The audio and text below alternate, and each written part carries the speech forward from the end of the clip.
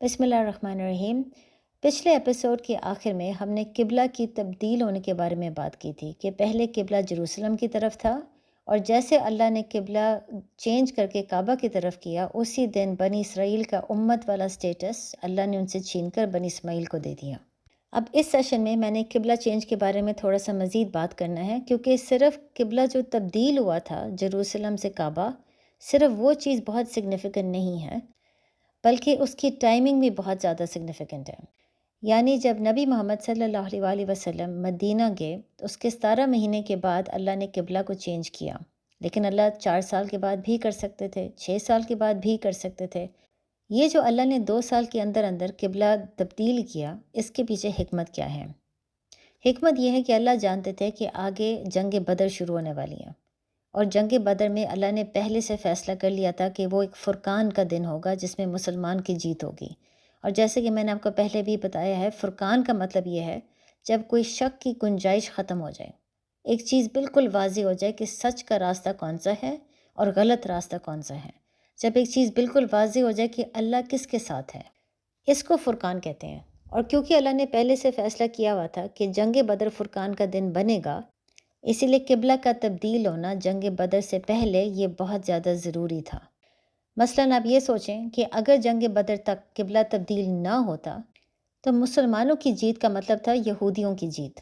کیونکہ جیسے میں نے آپ کو پہلے بھی بتایا تھا کہ مدینہ میں داخل ہوتے ساتھ جو پہلا کانسٹیٹیوشن سائن ہوا تھا، اس کے مطابق یہودی اور مسلمان دونوں ایک ہی امت کے ہیں۔ تو پھر ظاہر ہے اگر مسلمان کسی چیز پہ جیت گئے ہیں تو اس کا مطلب ہے جیت یہودیوں کی بھی ہے۔ اس کے علاوہ میں نے آپ کو یہ بھی بتایا تھا کہ رابائز پہلے سے یہ بات کہہ رہے تھے کہ محمد صلی اللہ علیہ وسلم ان کو کاپی کر رہے ہیں، ان کو فالو کر رہے ہیں۔ یعنی محمد صلی اللہ علیہ وسلم ایک نیا مذہب لے کر نہیں آئے، بلکہ وہ جوڈیزم کو ہی کاپی کر رہے ہیں۔ اسی لیے وہ تورات کو بھی مانتے ہیں، وہ تمام بنی اسرائیل کے پیغمبروں کو بھی مانتے ہیں، اور اس کے علاوہ ان کا قبلہ بھی وہی ہے۔ تو پھر ظاہر ہے اگر کوئی جنگ ہو جاتی ہے مسلمان اور مشرکین کے بیچ میں اور مسلمان کی جیت ہوتی ہے، اس کا مطلب ہے کہ جوڈیزم یا یہودیوں کی بھی جیت ہو گئی ہے۔ دونوں مسلمان اور یہودی تو بھائی ہیں، دونوں مسلمان اور یہودی تو ایک ہی امت کے ہیں، لہٰذا یہ پھر فرقان کا دن نہ ہوتا۔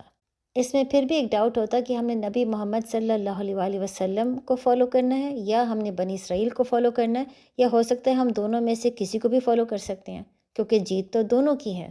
لہٰذا ہم اسلام اور جوڈیزم ہم کسی کو بھی فالو کر سکتے ہیں، کیونکہ اللہ کی نظر میں دونوں ہی بالکل ٹھیک ہیں۔ بلکہ یہ کانسیپٹ آپ کو سمجھانے کے لیے میں آپ کو ایک اور مثال دیتی ہوں۔ نبی محمد صلی اللہ علیہ وسلم کے آنے سے پہلے ایک عیسائی گورنر تھا جس کا نام تھا ابرہا۔ وہ یمن میں ہوتا تھا اور اس کی خواہش یہ تھی کہ وہ کعبہ کو ختم کر دے۔ تو وہ اپنی بہت بڑی فوج جس میں ہاتھی بھی تھے، یمن سے لے کر کعبہ تک گیا تاکہ کعبہ کو ختم کر سکے۔ لیکن مکہ پہنچ کر جب اس نے کعبہ پر اٹیک کرنا تھا، اللہ نے بہت سے پرندے بھیجے جنہوں نے اوپر سے پتھر پھینکے، اور اس پتھروں کی بارش کی وجہ سے ابرہا کی پوری فوج ختم ہو گئی۔ اب ظاہر ہے یہ بھی بہت بڑا ایک معجزہ تھا، لیکن اس کو فرقان کا دن ہم نہیں کہہ سکتے، کیونکہ جہاں پر مونوتھیسٹ یعنی حنیفس، جس کا میں نے آپ کو پہلے بھی بتایا تھا، وہ لوگ جو صرف ایک خدا کی عبادت کر رہے تھے، ابراہیم علیہ السلام کی خدا کی عبادت کر رہے تھے، وہ یہ کہتے تھے کہ خدا نے کعبہ کو بچا لیا ہے۔ لیکن جو مشرکین تھے وہ یہ کہتے تھے کہ کیونکہ کعبہ میں ہمارے 360 بت ہیں، وہ تمام بتوں نے مل کے کعبہ کو بچایا ہے۔ لہٰذا یہاں پر آپ دیکھ سکتے ہیں شک ہے، ایک چیز بالکل واضح نہیں ہے کہ کس کی وجہ سے کعبہ بچا ہے۔ اسی لیے چاہے یہ معجزہ تھا، لیکن آپ اس کو فرقان کا دن نہیں کہہ سکتے۔ اسی لیے اگر جنگ بدر سے پہلے قبلہ تبدیل نہ ہوتا تو جنگ بدر چاہے وہ خود ایک بہت بڑا معجزہ تھا، ہم اس کو فرقان کا دن نہیں کہہ سکتے، بلکہ جنگ بدر اس لیے ایک بہت بڑا معجزہ تھا کیونکہ اس وقت مسلمانوں کی فوج بہت چھوٹی تھی، اور اس کے مقابلے میں جو ان کے دشمن تھے قریش، ان کی فوج 3 گنا بڑی تھی۔ تو اس میں مسلمانوں کی جیت ناممکن تھا، لیکن اس کے باوجود مسلمان جیت کے، تو معجزہ یہ تھا۔ لیکن یہ فرقان نہ ہوتا اگر اس وقت مسلمانوں کا قبلہ جروسلم ہی ہوتا۔ قبلہ تبدیل کرنے سے جنگ بدر ایک فرقان کا دن بن گیا، جس میں ایک چیز واضح ہو گئی کہ اللہ مسلمانوں کے ساتھ کھڑے ہوئے ہیں، اللہ یہودیوں کے ساتھ نہیں کھڑے ہوئے۔ اللہ ایک ہی دین کو قبول کرے گا اور وہ ہے اسلام۔ جوڈیزم، کرسچینٹی یا اور کوئی بھی مذہب ہو، وہ اللہ کی نظر میں غلط ہے۔ جنت میں جانے کا اب ایک ہی راستہ ہے، وہ ہے نبی محمد صلی اللہ علیہ وسلم کو فالو کرنے کا۔ اب ظاہر ہے جس دن قبلہ تبدیل ہو گیا تو مسلمان اور یہودی کے بیچ میں نفرتیں بہت زیادہ پھیل گئیں۔ یہودی اس بات پہ ناراض تھے کہ قبلہ تبدیل ہونے سے ایک چیز واضح ہو گئی تھی کہ اللہ نے ان سے امت کا سٹیٹس چھین لیا ہے۔ اب وہ یہ نہیں کہہ سکتے کہ نبی محمد صلی اللہ علیہ وسلم ان کو فالو کر رہے ہیں یا ان کو کاپی کر رہے ہیں۔ اب یہی چیز واضح ہو گیا کہ نبی محمد صلی اللہ علیہ وسلم ایک نیا مذہب لے کر آئے ہیں۔ اب جوڈیزم بھی اللہ کی نظر میں قبول نہیں ہوگا۔ لہٰذا کیونکہ اب اللہ نے واضح کر دیا ہے کہ امت میں مسلمان اور یہودی دونوں نہیں ہوں گے، صرف مسلمان ہوں گے، مدینہ کا کانسٹیٹیوشن دوبارہ لکھا گیا تھا اور اس کے بعد مسلمانوں کو سمجھا دیا گیا تھا کہ اب جب بھی یہودی اپنے پیس ٹریٹیز کے خلاف جائیں گے، اپنے عہد کے خلاف جائیں گے، ان کے خلاف سخت ایکشن لینا ضروری ہے۔ تو جہاں پر آپ یہ دیکھ سکتے ہیں کہ مسلمانوں کو شروع میں اللہ نے یہ حکم دیا کہ اگر یہودی غلط کام کرتے ہیں تو ان کو فی الحال معاف کر دو۔ اب کیونکہ امت کا سٹیٹس ان سے چھین لیا گیا ہے، اب امت میں کیونکہ مسلمان اور یہودی نہیں ہے، صرف مسلمان ہیں، اگر یہودی غلط کام کریں گے تو مسلمانوں کو سمجھایا جا رہا ہے کہ وہ برداشت نہ کریں۔ اب یہودیوں کو معاف نہیں کیا جائے گا اور ان کے خلاف کوئی نہ کوئی ایکشن لیا جائے گا۔ لیکن اس کے ساتھ ساتھ آپ یہ بھی دیکھ سکتے ہیں کہ جیسے قبلہ تبدیل ہوا تو اس وقت فوراً یہودی اور منافقین کو ایک موقع مل گیا تھا نبی صلی اللہ علیہ وسلم کو اٹیک کرنے کا۔ ان کو یہ ایک موقع مل گیا تھا کہ مسلمانوں کے دلوں میں ڈاؤٹ ڈال سکیں کہ یہ واقعی نبی ہے یا نہیں، کیونکہ اگر یہ واقعی نبی ہیں تو پھر شروع میں ان کا جیروسلم قبلہ کیوں تھا؟ اگر انہوں نے بعد میں قبلہ چینج کر کے کعبہ کی طرف کرنا تھا تو پھر وہ شروع میں ہی کعبہ کر لیتے۔ پھر وہ یہ بھی سوال پوچھتے تھے کہ اگر ان کا قبلہ شروع میں غلط تھا، جیروسلم تھا، حالانکہ اس کو کعبہ ہونا چاہیے تھا، تو پھر اس کا مطلب ہے اتنے عرصے کے لیے جتنے بھی مسلمانوں نے نمازیں پڑھیں وہ تو ساری نمازیں ضائع ہو گئیں کیونکہ ان کا قبلہ ہی غلط تھا۔ تو کیا نبی محمد صلی اللہ علیہ وسلم صرف یہودیوں کو کاپی کر رہے تھے؟ ان کو یہ نہیں پتہ تھا اس وقت کہ قبلہ جیروسلم نہیں ہے، کعبہ ہے؟ ایک نبی کو یہ بات کیسے معلوم نہیں ہو سکتی؟ اللہ ان تمام سوالوں کا جواب دے رہے ہیں یہ کہہ کر کہ مشرق اور مغرب سب کچھ اللہ کے پاس ہے، یعنی اللہ ہر پل ہر جگہ پہ موجود ہے۔ اگر شروع میں مسلمانوں کی نماز جیروسلم کی طرف تھا اور بعد میں اللہ نے ان کا قبلہ تبدیل کر دیا، اس کا یہ نہیں مطلب کہ شروع کی نمازیں ساری قبول نہیں ہوں گے، کیونکہ اللہ جیروسلم کے اندر نہیں ہے، اللہ کعبہ کے اندر بھی نہیں ہے، اللہ تو ہر جگہ ہے۔ اللہ جانتا ہے کہ اس کا کون سا بندہ ہے جو خالص اس کے لیے عبادت کر رہا ہے۔ ڈائریکشن کا اس سے کوئی فرق نہیں پڑتا، قبلہ جیروسلم ہو یا کعبہ ہو۔ جو انسان صرف اللہ کی محبت میں عبادت کر رہا ہے اور اس وقت جو اس کو حکم ملا ہوا ہے اپنے نبی سے وہ اس کے مطابق چل رہا ہے تو اس کی عبادت ضرور قبول ہوگی۔ اس کے علاوہ میں نے آپ کو پچھلے سیشن میں بھی یہ بات بتائی تھی کہ شروع میں جیروسلم کا قبلہ رکھنے میں حکمت کیا تھی، اور یہی بات اللہ ہمیں دوبارہ یہاں پہ سمجھا رہے ہیں کہ حکمت یہی تھی کہ شروع میں مسلمان اور یہودی کو ایک ہی امت سمجھا جانا بہت ضروری ہے، اور یہی لوگوں کے لیے سمجھنا بہت ضروری ہے کہ نبی محمد صلی اللہ علیہ وسلم ایک نیا مذہب نہیں لے کر آ رہے، بلکہ یہ وہی پیغام ہے جو یہودیوں کے پاس ہے۔ پھر اس کے بعد قبلہ تبدیل اس لیے ہوا کیونکہ ایک تو اللہ نے سب کو سچ واضح کرنا تھا، اس کے علاوہ اللہ نے یہ بھی چیز واضح کرنی تھی کہ اب بنی اسرائیل کی امت کا سٹیٹس ختم ہو گیا ہے، اب ایک نئی امت کھڑی ہو گئی ہے، اور یہ ایک ایسی امت ہوگی جو بالکل درمیان کے راستے پہ چلے گی، ایکسٹریمز پہ نہیں چلے گی۔ اب اس کا کیا مطلب ہے؟ یہودی آرتھوپریکسی مذہب تھے۔ آرتھوپریکسی کا مطلب ہے وہ زیادہ تر جو بیسک ریچولز ہیں ان پہ بہت زیادہ فوکس کرتے تھے، یعنی اگر آپ نے جوڈیزم کو پریکٹس کرنا ہے تو جوڈیزم میں بہت سے ریچولز ہیں، ہر ریچول کو ماننا بہت ضروری ہے۔ اس کے مقابلے میں جو کرسچینز تھے، جو عیسائی تھے، وہ آرتھوڈاکسی تھے۔ آرتھوڈاکسی کا مطلب یہ ہے کہ وہ زیادہ تر ریچولز پہ فوکس نہیں کرتے تھے، ان کا تمام فوکس بلیف پہ تھا، اور وہ کون سا بلیف؟ وہ بلیف یہ کہ عیسیٰ علیہ السلام خدا کے بیٹے ہیں۔ اس کے مقابلے میں اسلام ایک درمیانہ اپروچ لیتا ہے جو آرتھوڈاکسی بھی ہے، آرتھوپریکسی بھی ہے، یعنی اسلام کے مطابق ایمان، آپ کے بلیفز اور آپ کے ریچولز دونوں بہت ضروری ہیں۔ آپ نے صرف بلیف پہ فوکس کرنا اور ریچولز کو چھوڑنا وہ بھی غلط ہے۔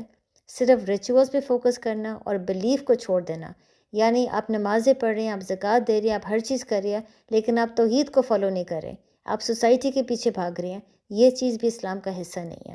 تو اسلام میں بلیف اور ریچولز دونوں کو ساتھ لے کر چلنا ہے، اس لیے اللہ کہہ رہے ہیں کہ یہ ایک ایسی امت ہے جو بالکل درمیان میں ہے۔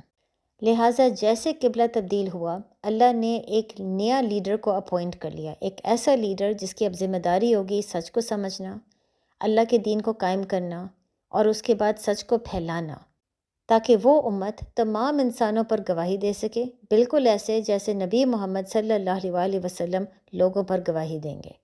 یہ بات اللہ آیت 143 میں کہہ رہی ہے، لیکن اس کا مطلب کیا ہے؟ گواہی دینا قیامت کے دن کا ایک بہت بڑا کیریکٹرسٹک ہے، یعنی چاہے ہم جانتے ہیں کہ اللہ ہر چیز پر گواہ ہے، اللہ ہر چیز دیکھ رہا ہے، اس کے باوجود اللہ ہر انسان کے لیے اتنے زیادہ گواہ تیار کرے گا جو اس کے خلاف گواہی دیں گے، تاکہ جو انسان جہنم میں جا رہا ہے وہ واقعی یہی محسوس کرے گا کہ اللہ نے میرے ساتھ انصاف کیا۔ اتنے لوگوں کی گواہی سننے کے بعد جو لوگوں نے میرے خلاف کی، جو میں جانتا ہوں سچ ہے، میں واقعی جہنم کا ڈیزرونگ ہوں۔ اس لیے ہم کہتے ہیں کہ قیامت کے روز کوئی بھی انسان یہ نہیں کہہ سکتا کہ اللہ نے میرے ساتھ زیادتی کی ہے۔ لہٰذا جیسے ہم جانتے ہیں کہ ہر قوم پر اللہ نے کوئی رسول بھیجے، ہر رسول اپنے قوم کے خلاف گواہی دے گا، ہر رسول اس وقت کھڑے ہو کے اللہ کے سامنے اور اس قوم کے سامنے کہے گا کہ ہاں اللہ، میں اس قوم کی طرف بھیجا گیا، میں نے آپ کا پیغام دیا لیکن لوگوں نے میری بات نہیں سنی۔ اسی طرح نبی محمد صلی اللہ علیہ وسلم کو کھڑا کیا جائے گا اپنے لوگوں کے خلاف گواہی دینے کے لیے۔ وہ بھی اس وقت اپنے لوگوں کے سامنے اور خدا کے سامنے یہی کہیں گے کہ اللہ آپ نے مجھے لوگوں کے پاس بھیجا، میں نے پیغام دیا، لیکن زیادہ تر لوگوں نے میرے پیغام کو جھٹلایا۔ لیکن پھر ان تمام لوگ جو نبی محمد صلی اللہ علیہ وسلم کے بعد آئے تھے، ان کے خلاف گواہی کون دے گا؟ وہاں پر امت اور محمد کھڑی ہو جائے گی، یعنی میں اور آپ کھڑے ہو جائیں گے۔ ہمارا کام ہوگا پوری انسانیت کے لیے گواہ بننا۔ اس وقت ہم سے پوچھا جائے گا آپ لوگوں نے پیغام دیا؟ اور پھر ہمارا کام ہوگا یہ کہنا کہ اللہ، ہم نے آپ کے دین کو سمجھا، ہم نے اس کو قائم کیا، ہم نے لوگوں کو خبردار کرنے کی کوشش کی، لیکن ان لوگوں نے ہماری بات نہیں سنی۔ اس کو کہتے ہیں امت بننا۔ ہمارے لیے یہ سمجھنا بہت ضروری ہے کہ جب ہم بڑے آرام سے اپنے آپ کو کہہ دیتے ہیں ہم امت اور محمد ہے، اس کا مطلب کیا ہے؟ اس کا مطلب یہ ہے کہ ہمارے اوپر ایک بہت بڑا بوجھ ہے، ایک بہت بڑی رسپانسبلٹی ہے، جو قیامت کے دن ہم سے پوچھا جائے گا کہ کیا ہم نے اپنا رول ادا کیا؟ اور اگر ہم نے اپنا رول ادا نہیں کیا، کسی کو بھی خبردار نہیں کیا، کسی کو بھی دین کی دعوت نہیں دی، تو پھر ہم اپنے آپ کو امت اور محمد کہہ ہی نہیں سکتے۔ ہم چاہے اپنے آپ کو مسلمان کہیں، ہم امت اور محمد نہیں ہیں، کیونکہ امت ہونے کا مطلب ہی یہی ہے کہ آپ ایک لیڈر بن چکے ہو۔ تو پھر کیا آپ نے لوگوں کو لیڈ کیا، یا کیا آپ نے لوگوں کے خوف اور ڈر میں ان کو بلکہ فالو کرنا شروع کر دیا؟ اس کے علاوہ ان آیتوں میں اللہ ہمیں یہ بھی سمجھا رہے ہیں کہ جب اللہ نے قبلہ کو تبدیل کیا تو وہ بھی ایک ٹیسٹ تھا مسلمانوں کے لیے کہ کیا وہ آنکھیں بند کر کے اللہ اور اس کے رسول کو مانیں گے یا وہ ڈاؤٹ میں آ جائیں گے۔ تو جب اللہ نے قبلہ تبدیل کرنے کا حکم دیا تو نبی محمد صلی اللہ علیہ وسلم کو یہ حکم تب ملا نماز کے بالکل دوران، نماز کے بیچ میں، یعنی جب نبی محمد صلی اللہ علیہ وسلم ایک نماز کو لیڈ کر رہے تھے اور اس وقت جروسلم کی طرف ان کا چہرہ تھا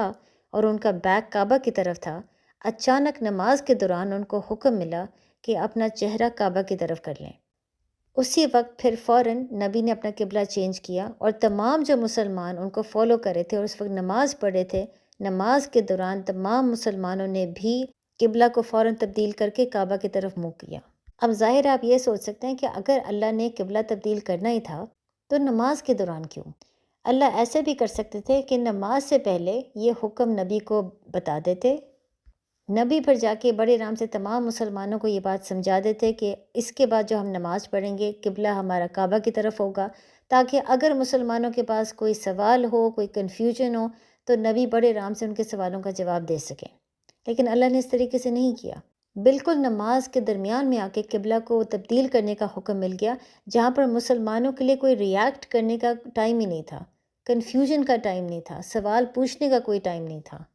تو اللہ نے یہ کیوں کیا؟ تاکہ وہ اس ٹیسٹ کے ذریعے مسلمانوں کو بھی اس آزمائش میں ڈال سکے اور ان کو یہ بات سکھا سکے کہ آنکھیں بند کر کے جب تک وہ نبی کو فالو نہیں کریں گے، وہ امت ہو کر کبھی بھی کامیاب نہیں ہو سکتے، کیونکہ پچھلی امت کا یہی مسئلہ تھا، وہ بار بار اپنے نبیوں کے خلاف جاتے تھے، ان کے حکم کو چیلنج کرتے تھے۔ تو اس لیے مسلمانوں کو جیسے اللہ نے ایک نئی امت بنائی، تو بناتے ہی ساتھ سب سے پہلا امتحان جو اللہ نے ان کے اوپر ڈالا اور جو سب سے پہلی چیز اللہ نے ان کو سکھائی وہ یہی ہے کہ اگر وہ کامیاب ہونا چاہتے ہیں آنکھیں بند کر کے اپنے نبی کو فالو کریں۔ لیکن ساتھ ہی اس میں خوبصورتی یہ ہے کہ کیونکہ اللہ جانتے تھے کہ یہ آزمائش ان کے لیے بہت بڑی ہوگی، اور کیونکہ اللہ نہیں چاہتے تھے کہ کسی بھی مسلمان کا ایمان ضائع ہو، جیسے اللہ بتا رہے ہیں آیت 143 میں، اسی لیے اللہ نے مسلمانوں کے دل میں اتنا زیادہ اس وقت ایمان ڈال دیا کہ ہر مسلمان کے لیے آنکھیں بند کر کے اپنے نبی کو فالو کرنا بہت آسان ہو گیا تھا۔ یعنی آپ یہ سوچیں کہ اس وقت اگر نبی اپنا قبلہ تبدیل کرتے اور مسلمان نہ کرتے کنفیوژن میں یا ڈاؤٹ میں آ کر، تو پھر مسلمانوں کو اس چیز کی سزا ملنی تھی۔ تو کیونکہ اللہ کہتے ہیں کہ وہ نہیں چاہتے تھے کہ مسلمانوں کا ایمان ضائع ہو، اس کا مطلب ہی یہی ہے کہ اللہ نے ہر مسلمان کے دل میں اتنا زیادہ اس وقت ایمان ڈال دیا کہ مسلمانوں کے لیے اس آزمائش میں پورا اترنا مشکل ہی نہیں تھا۔ بلکہ یہ سمجھنا اس لیے بہت ضروری ہے کیونکہ اس وقت یہ واقعی بہت بڑا امتحان تھا۔ یہ سمجھنا واقعی بہت مشکل تھا کہ نبی اپنے نماز کے دوران قبلہ تبدیل کر رہے ہیں۔ مسلمانوں کو اس سے پہلے کسی قسم کا ہنٹ بھی انہوں نے نہیں دیا کہ یہ کام ہوگا آگے جا کر۔ مسلمانوں کو بالکل بھی نہیں پتہ تھا کہ قبلہ جیروسلم تو ہے ہی نہیں، اس کو تو کعبہ ہونا چاہیے تھا۔ لیکن پھر بھی یہ تمام چیزیں نہ جاننے کے باوجود جب نماز کے دوران بالکل اس کے بیچ میں آ کے جب قبلہ چینج ہوا تو مسلمانوں نے بڑے آرام سے تبدیل کر لیا، اور کسی نے ایک سوال نہیں پوچھا، کسی کے اندر کنفیوژن یا ڈاؤٹ بھی نہیں تھا۔ یہ کیسے ہو سکتا ہے؟ انہوں نے کس طریقے سے فوراً اپنا قبلہ تبدیل کیا، ایسے جیسے وہ جانتے تھے کہ قبلہ تبدیل ہونا ہی ہے۔ یہ کیسے ہو سکتا ہے جبکہ ان کا ایمان تو بہت زیادہ تھا، لیکن تھے وہ انسان، تو کنفیوژن کیوں نہیں تھی؟ اور اس کا جواب ہمیں یہاں پر مل رہا ہے کیونکہ اللہ نہیں چاہتے تھے کہ اس آزمائش میں کوئی بھی مسلمان ناکام ہو، ان کا ایمان ضائع ہو، تو اللہ نے خود ہی ان کے دلوں میں اتنی زیادہ محبت اور ایمان ڈال دی کہ انہوں نے بڑے آرام سے رسول کو فالو کیا۔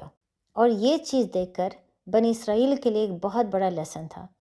وہ گروہ جو جانتے تھے کہ انہوں نے بھی اور ان کے بزرگوں نے بھی اپنے پیغمبروں کو ہمیشہ جھٹلایا، وہ حیران ہو گئے تھے یہ چیز دیکھ کر کہ یہ لوگ آنکھیں بند کر کے اپنے پیغمبر کو کس طریقے سے فالو کر رہے ہیں۔ اسی لیے قبلہ تبدیل ہونا تو بہت ضروری تھا تاکہ ایک نئی امت واضح ہو سکے، لیکن جس طریقے سے اللہ نے قبلہ کو تبدیل کیا ہے اس سے اللہ مسلمانوں کو دو باتیں سمجھا رہے تھے۔ سب سے پہلے آنکھیں بند کر کے اپنے نبی کو فالو کیا کرو، اور دوسری بات اللہ ایک پریکٹیکل ڈیمونسٹریشن دے رہے تھے کہ اللہ ہمیشہ ایمان والوں کے ساتھ کھڑے ہیں۔ اگر اللہ کے حکم کبھی کبھی بہت زیادہ مشکل بھی ہو جائیں، جو سچے لوگ ہیں، جو واقعی ایمان والے ہیں، جو ہمیشہ اللہ کی راہ میں جہاد کرنے کے لیے تیار ہیں، اللہ خود ہی ان کے دل میں اتنا ایمان ڈال دے گا کہ ان کے لیے اللہ کے امتحان میں کامیاب ہونا بہت آسان ہو جائے گا۔ اس کے بعد آیت 145 میں اللہ کہتے ہیں، اور اگر تم ان کے پاس نشانیاں لے آؤ تب بھی وہ تمہارے قبلے کی پیروی نہیں کریں گے، اور نہ ہی تم ان کے قبلے کی پیروی کرو، اور وہ آپس میں بھی ایک دوسرے کے قبلے کے تابع نہیں ہیں۔ اور اگر تمہارے پاس علم آ جانے کے بعد تم ان کی خواہشوں پر چلو گے تو پھر تم ضرور زیادتی کرنے والوں میں سے ہوں گے۔ وہ لوگ جنہوں نے کتاب عطا فرمائی ہے وہ اسے ایسے پہچانتے ہیں جیسے وہ اپنے بیٹوں کو پہچانے، اور ان میں سے بے شک ایک گروہ جان بوجھ کر حق چھپاتا ہے۔ حق وہی ہے جو تمہارے رب کی طرف سے آتا ہے، بس تم ہرگز شک کرنے والوں میں سے نہ ہو۔ اور ہر ایک کے لیے توجہ کی ایک سمت ہے، جس کی طرف وہ منہ کرتا ہے، تو تم نیکیوں میں آگے نکل جاؤ۔ تم جہاں کہیں بھی ہوگے اللہ تم سب کو اکٹھا کر لے گا، بے شک اللہ ہر شے پر قادر رکھنے والا ہے۔ اب ان آیتوں میں آپ دیکھ سکتے ہیں کہ اللہ ایمان والوں کو خبردار کر رہے ہیں، یعنی آیت 144 اور آیت 146 میں اللہ مسلمانوں کو یہ بات سمجھا رہے ہیں کہ یہودی اور عیسائی بھی اس قبلے کو یعنی کعبہ کو ایسے پہچانتے ہیں جیسے وہ اپنے بیٹوں کو بھی پہچانتے ہیں۔ ان کے اندر کوئی ڈاؤٹ نہیں ہے، ان کے ریبائز جانتے ہیں کہ قبلہ ہمیشہ کعبہ ہی تھا۔ ان کو یہ معلوم ہے کہ جو وہ سولومنس ٹیمپل کی طرف دیکھ رہے تھے وہ تو بدعت تھی، وہ اللہ کی طرف سے حکم نہیں تھا۔ یہودیوں نے اپنی طرف سے سولومنس ٹیمپل قبلہ بنا لیا تھا کیونکہ وہ کعبہ کو ماننے سے انکار تھے، صرف بنی اسماعیل کی وجہ سے۔ یعنی ریبائز جانتے ہیں کہ تورات میں یہ کہیں پر بھی نہیں لکھا ہوا کہ موسیٰ علیہ السلام، ابراہیم علیہ السلام، اسحاق یا یعقوب علیہ السلام جیروسلم کی طرف یا سلیمان علیہ السلام کی مسجد کی طرف منہ کر کے نماز پڑھتے تھے۔ اور یہ اس لیے بھی نہیں ہو سکتا کیونکہ ان کے زمانے میں سلیمان علیہ السلام کی مسجد تو بنی نہیں تھی۔ سلیمان علیہ السلام تو موسیٰ، ابراہیم، اسحاق اور یعقوب علیہ السلام کے کئی سالوں کے بعد آئے تھے، تو ان کے ٹائم پہ سلیمان علیہ السلام کی کوئی مسجد ہی نہیں، تو یہ تو ممکن ہی نہیں ہے کہ موسیٰ علیہ السلام، ابراہیم، اسحاق یا یعقوب علیہ السلام سلیمان علیہ السلام کی مسجد کی طرف منہ کر کے نماز پڑھ رہے تھے، وہ قبلہ تو ہو ہی نہیں سکتا۔ اسی طرح میں نے آپ کو عیسائیوں کے بارے میں بتایا تھا کہ وہ مشرق کی طرف منہ کر کے اپنی نماز پڑھتے ہیں، کیونکہ ان کا یہ ایمان ہے کہ مشرق میں کیونکہ سورج باہر نکلتا ہے، نور باہر آتا ہے، اسی طرح عیسیٰ علیہ السلام بھی دوبارہ آئیں گے۔ لیکن عیسائی یہ خود بات جانتے ہیں کہ یہ ان کی کتابوں میں نہیں لکھا ہوا، نہ ہی عیسیٰ علیہ السلام نے کبھی مشرق کی طرف منہ کر کے نماز پڑھی ہے، بلکہ تمام عیسائی یہ جانتے ہیں کہ یہ بھی ان کی بدعت ہے۔ عیسیٰ علیہ السلام نے یہ بات کبھی بھی نہیں کی، بلکہ یہ ایک قبلہ ہے جو عیسائیوں نے خود اپنی طرف سے بنا لیا ہے عیسیٰ علیہ السلام کے کئی سالوں کے بعد۔ لہٰذا وہ یہودی اور عیسائی جن کے پاس بہت زیادہ علم تھا، وہ جانتے تھے کہ مسلمان سیدھے راستے پہ ہیں، اور جیسے قبلہ تبدیل ہوا اور کعبہ کی طرف ہوا تو تمام یہودی اور عیسائی جن کے پاس علم تھا، ان کے دلوں نے گواہی دے دی کہ واقعی نبی محمد صلی اللہ علیہ وآلہ وسلم اللہ کے پیغمبر ہے، لیکن یہ لوگ سچ کو چھپاتے تھے۔ لہٰذا اللہ مسلمانوں کو بتا رہے ہیں کہ یہودی اور عیسائی کی آرگیومنٹ سن کے کنفیوز نہ ہونا۔ یہودی اور عیسائی جو مسلمانوں کے دلوں میں ڈاؤٹ ڈالنے کی کوشش کر رہے تھے نبی کے بارے میں، ان کو یہی سمجھایا جا رہا ہے کہ اہل کتاب کی باتوں میں نہ آنا، کیونکہ وہ خود بھی جانتے ہیں کہ کعبہ سچا قبلہ ہے۔ اگر یہودی اور عیسائی اس کعبہ کو نہیں مان رہے، اس نئے قبلے کو نہیں مان رہے، اس کا یہ نہیں مطلب کہ وہ کنفیوژن میں ہیں، اس کا یہ نہیں مطلب کہ ان کو بات سمجھ نہیں آ رہی، وہ بالکل بات سمجھ سکتے ہیں، بلکہ وہ صرف غرور کی وجہ سے اس نئے قبلے کو نہیں مان رہے۔ بلکہ اللہ مسلمانوں کو یہی بات سمجھا رہے کہ ان کی امید یہودی اور عیسائی پہ ہونی ہی نہیں چاہیے، کیونکہ یہودی اور عیسائی تو ایک دوسرے کا قبلہ بھی نہیں مانتے، حالانکہ وہ دونوں بنی اسرائیل میں سے ہیں۔ تو ان سے یہی چیز ایکسپیکٹ کی جا سکتی ہے کہ جو چیز سچ ہے وہ اس کو کبھی نہیں مانیں گے، جو چیز ان کے پاس ہے وہ صرف اسی کو مانیں گے، چاہے وہ جانتے ہیں کہ جو چیز ان کے پاس ہے وہ بدعت ہے، چاہے وہ مانتے ہیں کہ ان کے پاس کسی قسم کا ثبوت نہیں ہے کہ ان کا کوئی بھی پیغمبر یروشلم کی طرف منہ کر کے نماز پڑھ رہا تھا۔ لہٰذا مسلمانوں کو اللہ بار بار یہ سمجھا رہے ہیں کہ اپنے دلوں میں شک نہ ڈالنا، ان کی باتوں میں نہ آنا، نبی محمد صلی اللہ علیہ وآلہ وسلم جو قبلہ کی طرف منہ کر رہے ہیں وہ بالکل سچ ہے، اور یہودی اور عیسائی بھی اس کو جانتے ہیں۔ اب کیونکہ اللہ نے نئی امت کو کھڑا کر دیا ہے تو مسلمانوں کو یہی بات سمجھائی جا رہی ہے کہ کامیابی کے لیے ایمان اور اچھے اعمال، یہ دونوں چیزیں بہت ضروری ہیں۔ تمام مسلمانوں کو ایک ہی گول کی طرف جانا چاہیے، اور وہ گول ہے توحید۔ جو انسان اپنی خواہشات کے پیچھے بھاگے گا، دنیا کے پیچھے بھاگے گا، سوسائٹی کے پیچھے بھاگے گا، چاہے وہ جانتا ہے کہ سچ کیا ہے، وہ ظالمین میں سے ہوگا۔ اس سے کوئی فرق نہیں پڑتا کہ وہ اپنے آپ کو مسلمان کہتا ہے یا وہ بنی اسرائیل سے ہے، جو مرضی وہ اپنے آپ کو کہتا ہو، جس مرضی قبیلے سے وہ بلانگ کرتا ہو، اگر اس نے توحید کو فالو نہیں کیا، اگر اس نے اللہ کے پیغمبر کو فالو نہیں کیا، اگر اس نے بھاگ بھاگ کے اچھے اعمال نہیں کیے، وہ جنت میں جا ہی نہیں سکتا۔ اسی لیے اللہ ہمیں آیت 148 میں پوری امت کو سمجھا رہے ہیں کہ امت ہو کر سب لوگ اللہ کی خوشی کے لیے بھاگو، توحید کی طرف بھاگو، ایک ہی گول کی طرف بھاگو، یعنی امت میں ایک یونٹی ہونی چاہیے۔ اور یہ چیز سمجھنا بہت ضروری ہے، اللہ ہمیں یہ نہیں کہتا کہ ہر ایک انسان صرف اپنے بارے میں سوچے اور وہ اللہ کی طرف بھاگے۔ اللہ کہتے ہیں کہ ایک امت ہو کر ہم تمام لوگ ایک ریس میں آ کے اللہ کی طرف بھاگیں، کیونکہ اول سے اسلام کبھی بھی انڈیویجول کے بارے میں نہیں تھا، اسلام ہمیشہ کمیونٹی کے بارے میں تھا، امت کے بارے میں تھا، کہ اگر ہم نے اللہ کی طرف بھاگنا ہے تو ہم نے اکیلے نہیں بھاگنا، ہم نے ساتھ لوگوں کو لے کر چلنا ہے، ہم نے دوسروں کو خبردار کرنا ہے، ہم نے اپنے گھر والوں کو، دوستوں کو، سب کو لے کر ہم نے اس ریس میں بھاگنا ہے۔ اسلام کا مطلب یہ نہیں ہے کہ جو باقی لوگ کر رہے ہیں اگر وہ غلط کر رہے ہیں تو آپ آنکھیں بند کر کے ان کو اگنور کریں اور صرف اپنے بارے میں سوچیں، یہ اسلام نہیں ہے۔ آپ جتنا دوسروں کو سمجھا سکتے ہیں سمجھانے کی کوشش کریں، اپنے ساتھ لے جانے کی کوشش کریں۔ زبردستی تو ہم کسی کے ساتھ نہیں کر سکتے، لیکن ہم کم از کم کوشش ضرور کر سکتے ہیں۔ اب اس کے بعد آپ یہ دیکھ سکتے ہیں کہ اللہ عہد کے بارے میں بات کریں، یعنی کیونکہ اب بنی اسرائیل امت نہیں رہا، اس لیے جو عہد ان کے ساتھ ہوا تھا وہ عہد بھی اب اپلائی نہیں کرتا، وہ عہد بھی ختم ہو گیا، اور اب کیونکہ ایک نئی امت کھڑی ہو گئی ہے تو ایک نیا عہد بنانا بہت ضروری ہے اللہ اور اس نئی امت کے بیچ۔ اس عہد کو سائن کرنے کے بعد ہم میں سے ہر انسان امت آف محمد بن جاتا ہے، ہم میں سے ہر انسان لیڈر بن جاتا ہے، یعنی پیغمبر کا پیغمبر، یعنی جو پیغام نبی محمد صلی اللہ علیہ وآلہ وسلم لے کر آئے ہیں، پیغمبر ہو کر ہمارا کام ہے اس پیغام کو آگے کرنا۔ تو اس لیے آیت 149 میں اللہ کہتے ہیں اور تم جہاں سے آؤ اپنا منہ مسجد حرام کی طرف کرو، اور بے شک یہ یقیناً تمہارے رب کی طرف سے حق ہے، اور اللہ تمہارے کاموں سے غافل نہیں۔ اور اے حبیب تم جہاں سے آؤ اپنا منہ مسجد حرام کی طرف کرو، اور اے مسلمانوں تم جہاں کہیں بھی ہو اپنا منہ اسی کی طرف کرو، تاکہ لوگوں کو تم پر کوئی حجت نہ رہے، مگر جو ان میں سے نا انصافی کرے تو ان سے نہ ڈرو اور مجھ سے ڈرو، اور تاکہ میں اپنی نعمت تم پر مکمل کر دوں اور تاکہ تم ہدایت پاؤ، جیسا ہم نے تمہارے درمیان تم میں سے ایک رسول بھیجا جو تم پر ہماری آیتیں تلاوت فرماتا ہے اور تمہیں پاک کرتا ہے اور تمہیں کتاب اور پختہ علم سکھاتا ہے اور تمہیں وہ تعلیم فرماتا ہے جو تمہیں معلوم ہی نہیں تھا، تو تم مجھے یاد کرو میں تمہیں یاد کروں گا، اور میرا شکر ادا کیا کرو، میری ناشکری نہ کرو۔ اور اے ایمان والو صبر اور نماز سے مدد لیا کرو، بے شک خدا صبر کرنے والوں کے ساتھ ہے۔ اب یہاں پر آیت 150 میں اللہ ایک چیز بیان کر رہی ہے کہ قبلہ کو تبدیل کرنے کا مقصد ہی یہی تھا کہ ایک تو سچ واضح ہو جائے، لیکن ساتھ یہ بھی کہ جو یہودی ہے ان کے پاس کوئی اب حجت نہ رہے نبی محمد صلی اللہ علیہ وآلہ وسلم کے خلاف۔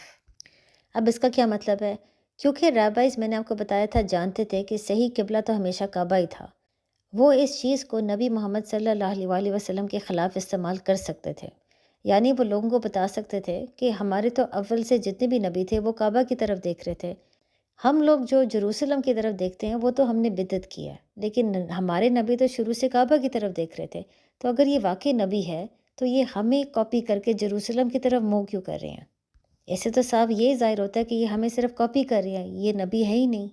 اب ظاہر ہے اگر رابائز اس قسم کی بات کرتے اور یہ بات کرنے کے بعد اگر اللہ نبی کو حکم دیتے کہ قبلہ تبدیل کر دو کعبہ کی طرف، تو پھر لوگ نبی پہ مزید شک کرتے، ان کو یہی لگتا کہ اب انہوں نے قبلہ کعبہ کی طرف کر دیا ہے، کیونکہ ان کو معلوم ہو گیا کہ قبلہ کو تو شروع سے کعبہ ہی ہونا چاہیے تھا، یعنی یہ صرف رابائز کی باتوں پر عمل کر رہے ہیں، یہ اللہ کی طرف سے باتیں نہیں آ رہی۔ اسی لیے تاکہ لوگوں کے پاس کوئی حجت نہ رہے ان کے خلاف، اللہ نے اسی عین وقت پر قبلہ کو تبدیل کر دیا۔ اس کے علاوہ آپ ان آیتوں میں دیکھ سکتے ہیں جو اللہ ایک نیا عہد بنا رہے ہیں اس نئی امت کے ساتھ، یہ بالکل وہی عہد ہے جو اللہ نے پچھلی امت کے ساتھ بنایا، یعنی اگر آپ ورسز 40 سے 45 کو دیکھیں تو اللہ وہاں پر بنی اسرائیل کو بتا رہے ہیں کہ جو میں نے آپ کو نعمتیں عطا فرمائی ان کو یاد کرو، سچ کو ہمیشہ مانو، صرف اللہ سے ڈرو، اور جو میرا عہد تم پر ہے اس کو فالو کرو، جب تم فالو کرو گے تو جو تم لوگوں کا عہد میرے اوپر ہے میں بھی اس کو فالو کروں گا۔ ان کو کہا جاتا تھا کہ قرآن اور جو آخری نبی ہے اس پر ایمان لے آؤ، کیونکہ قرآن تو تورات اور انجیل کی تصدیق کرتا ہے۔ ان کو یہ بھی کہا جاتا تھا کہ نماز پڑھو، کیونکہ نماز سے انسان کے اندر ہمبلنس بھی آ جاتا ہے، ان کے دل بھی نرم ہو جائیں گے، اور ان کو یہ بھی کہا جاتا تھا کہ صبر سے کام لو۔ اب یہی پیٹرن آپ ورسز 150 to 153 میں دیکھ سکتے ہیں، جہاں پر مسلمانوں کو کہا جا رہا ہے کہ کسی سے نہ ڈرو سوائے اللہ کے، اور اللہ کے تمام حکم کو مانو تاکہ اللہ اپنی نعمتیں مسلمانوں پر مکمل کر سکیں۔ ان کو کہا جا رہا ہے کہ بالکل اسلام میں داخل ہو جاؤ، آخری نبی پہ اور قرآن پر ایمان لے آؤ، اور ان کو یہ بھی کہا جا رہا ہے کہ اللہ کو یاد کرو، مطلب جو اللہ نے آپ کے ساتھ ایک عہد بنایا ہے اس عہد کو پورا کرو، پھر اللہ بھی آپ کو یاد کرے گا، یعنی جو اللہ کے اوپر عہد ہے انسانوں کا وہ بھی اللہ پورا کرے گا۔ لیکن یہاں پر آپ ایک تھوڑی سی چینج دیکھ سکتے ہیں، اور وہ یہ ہے کہ اللہ نے خاص اس کا ذکر کیا ہے کہ میری ناشکری نہ کرو۔ یہ وہ چیز ہے جو اللہ بار بار بنی اسرائیل کو سمجھاتے تھے، بلکہ بنی اسرائیل کی ناشکری کی وجہ سے ہی بنی اسرائیل کا ڈاؤن فال آیا تھا، یعنی اس نئی امت کو اللہ یہ بات سمجھا رہے ہیں کہ صبر سے کام لو، نماز پڑھو، لیکن کبھی بھی اللہ کی ناشکری نہ کرو، بار بار جو چیز آپ کو ملتی ہے اس کا شکر ادا کرو۔ یعنی آپ یہ دیکھ سکتے ہیں کہ اب یہ نئی امت کے ساتھ جو اللہ عہد بنا رہے ہیں یہ وہی عہد ہے جو اللہ نے پچھلی امت کے ساتھ بنایا تھا۔ اور پھر آخر میں آیت 154 میں اللہ کہتے ہیں اور جو اللہ کی راہ میں مارے جائیں گے انہیں مردہ نہ کہو بلکہ وہ زندہ ہیں، لیکن تمہیں اس کا شعور نہیں۔ اب یہاں پر اللہ جہاد کے بارے میں بات کر رہی ہیں، قتال فی سبیل اللہ، اور یہاں پر آپ یہ دیکھ سکتے ہیں کہ یہ ایک ایسی چیز ہے جو اس عہد میں ہے، اس امت کے ساتھ۔ پچھلی امت کے ساتھ جب اللہ نے عہد کیا تھا تو اس میں خاص جہاد اور قتال فی سبیل اللہ کے بارے میں بات نہیں کی تھی، تو یہاں پر یہ فرق کیوں آ رہا ہے؟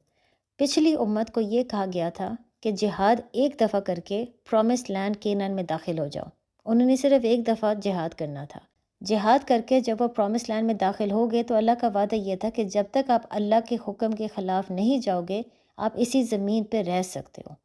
لیکن مسلمانوں کے ساتھ آپ یہ نہیں دیکھتے۔ مسلمان جب مدینہ میں داخل ہوئے تھے تو جہاد کے ذریعے داخل نہیں ہوئے تھے، مدینہ تو اللہ نے ان کے لیے تیار کر لیا تھا، لیکن مدینہ میں داخل ہونے کے بعد ان کو یہ نہیں کہا گیا تھا کہ یہ مدینہ آپ کے لیے پرومسڈ لینڈ ہے، جو مرضی ہو جائے آپ اسی زمین پہ رہو گے۔ بلکہ آپ یہ دیکھ سکتے ہیں کہ مدینہ داخل ہونے کے فوراً بعد مسلمانوں نے کئی سال جنگیں لڑی تھیں، کیونکہ بہت سے لوگ تھے جو اسلام کو ختم کرنے کی کوشش کر رہے تھے، مسلمانوں کو مارنے کی کوشش کر رہے تھے۔ لہٰذا اس امت کے لیے قتال فی سبیل اللہ بہت اہم ہے۔ مسلمانوں کے لیے جہاد صرف اس لیے ضروری نہیں تھا اپنے آپ کو بچانے کے لیے، بلکہ انہوں نے بعد میں جہاد کے ذریعے پورے عرب میں اور پھر پوری دنیا میں بھی اسلام کو پھیلانا تھا۔ اس لیے کیونکہ جہاد اور قتال فی سبیل اللہ بہت اہم ہے، اللہ نے جب اس نئی امت کے ساتھ عہد بنایا تو اللہ نے خاص اس میں قتال فی سبیل اللہ کے بارے میں بات کی۔ اس لیے اللہ کہتے ہیں کہ جو لوگ اللہ کی راہ میں مارے جاتے ہیں ان کو مردہ نہ کہو، وہ زندہ ہے، وہ اللہ کے پاس ہے، وہ جنت میں ہے اور وہ بہت خوش ہیں۔ تو یہاں پر ہم اس سیشن کو ختم کرتے ہیں، لیکن ختم کرنے سے پہلے میں یہی کہوں گی، بار بار اس چیز کو یاد کریں کہ امت ہونے کا مطلب کیا ہے۔ امت کا مطلب ہے کہ آپ ایک لیڈر بن جاؤ۔ تو کیا میں اور آپ لیڈرز ہیں؟ کیا ہم اسلام کو قائم کر رہے ہیں اور لوگوں کو سمجھا رہے ہیں، یا کیا ہم لوگوں کے ڈر اور خوف کی وجہ سے سوسائٹی کو فالو کر رہے ہیں؟ اللہ کو راضی کرنے کے بارے میں نہیں سوچتے بلکہ لوگوں کو راضی کرنے کے بارے میں سوچ رہے ہیں۔ لیڈرز بننے کے بارے میں نہیں سوچ رہے بلکہ فالوورز بن گئے ہیں۔ السلام علیکم۔